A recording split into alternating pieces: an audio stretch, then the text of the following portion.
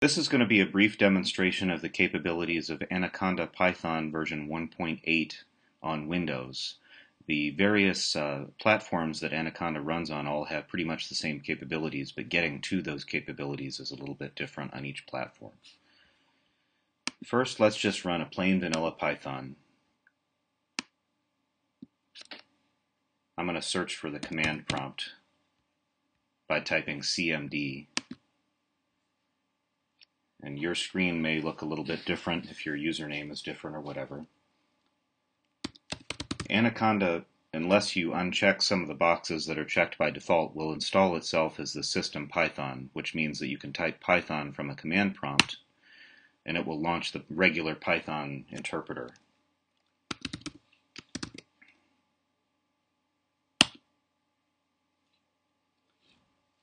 You can also run IPython, the interactive Python interpreter, which has a few extra things in it. And to find out exactly what IPython can do, I'm going to direct you to look at ipython.org for more information.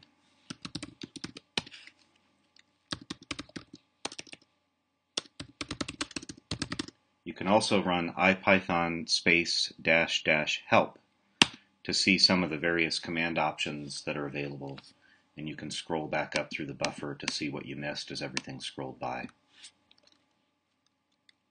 And finally, you can launch an IPython notebook session from here in the command prompt. And that will open a web browser after it finishes starting up the IPython notebook backend. And from here you can use IPython notebook the way you normally would. I'm going to show you the details of how to use IPython notebook after we launch it through the launcher in just a moment. So if you see down at the bottom here, you can use Control-C to stop this server and shut down all the running kernels. I'm going to show you how to launch things from the launcher. To access the launcher, open the Start menu, All Programs, Anaconda, select the launcher. You can also select individual items from here, and that's essentially the same thing.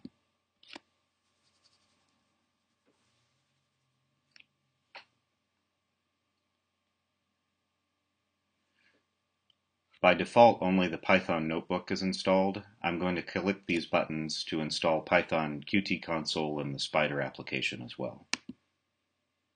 And these take just a moment to install. You need to let them finish before you hit that close button though. There, Qt console is installed.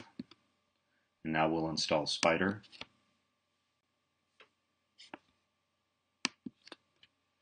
Okay, when you launch IPython notebook, you'll see a command prompt window open, which is where the program is really running, and then you're accessing it running on the local machine through this web browser. So I'm going to maximize this window. I'm going to create a new notebook. And then in this cell, you can type any Python command or a series of Python commands. And then you can execute the entire cell by typing Control-Enter. You can save the entire notebook by hitting the Save and checkpoint. You can rename the notebook to something other than Untitled.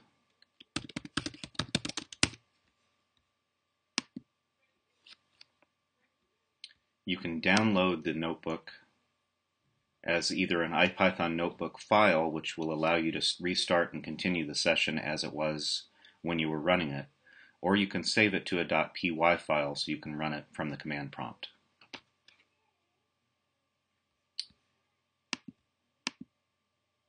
Of course, you have all the standard edit. You can toggle the appearance of the notebook viewer. You can insert cells, delete cells, run just a single cell. You can rerun all of the cells. It's a little confusing until you get used to it because once you type more than one cell, these cells get numbered and they can be out of order depending on how you run them. If you run into a problem with where your Python program is hung, you can interrupt it. And if you really need to start over from scratch, you can restart it, but that will lose all of the currently defined variables.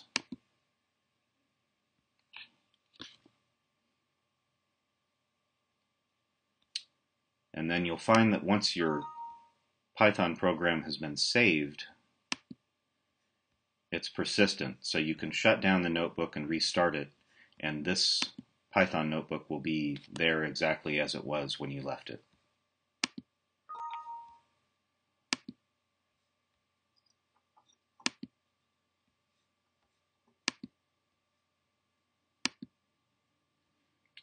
The Qt console. Qt is a windowing environment that's available on Windows, Mac, and Linux.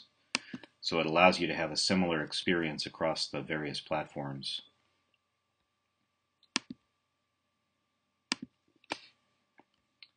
I don't personally use this because I don't find that it gives you much benefit. Essentially all it's doing is running IPython in this window.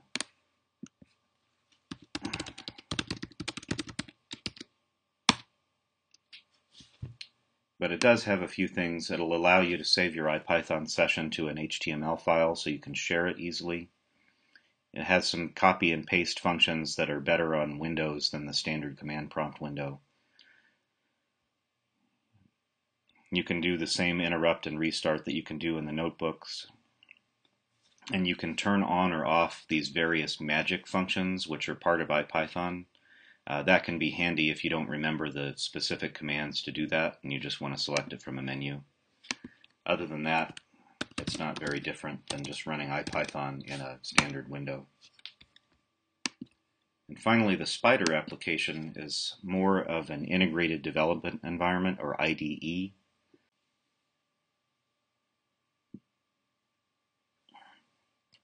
Now from here, you can either edit this as a file-based script, you can execute things in the interactive window,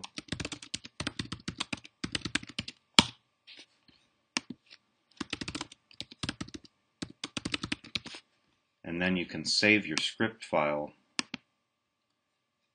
under a certain, whatever name you want to give it.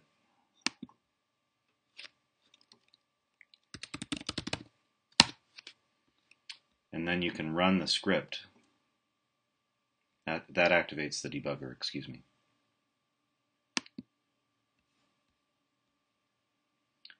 You can choose to run your script either in the current Python or IPython interpreter, or in a new one, or in an external terminal. For today's purposes, let's do it in a new Python interpreter. And since this program will quit very quickly because it's only doing something very short, I'm going to check this box to interact with the interpreter after it's done executing. So it just ran the script that we created in this new interpreter window, and after it's done we can interact with whatever was left at the end of our interpreter run, and that can be handy for debugging. And then when you close that, that interpreter is gone and you're back with your default interpreter. There are various other features in here for debugging your program, converting indentations, running pylint, which will tell you if you've made some errors that are difficult to detect. The editor here does syntax highlighting, so it will automatically tell you if your quotes are unbalanced, for instance.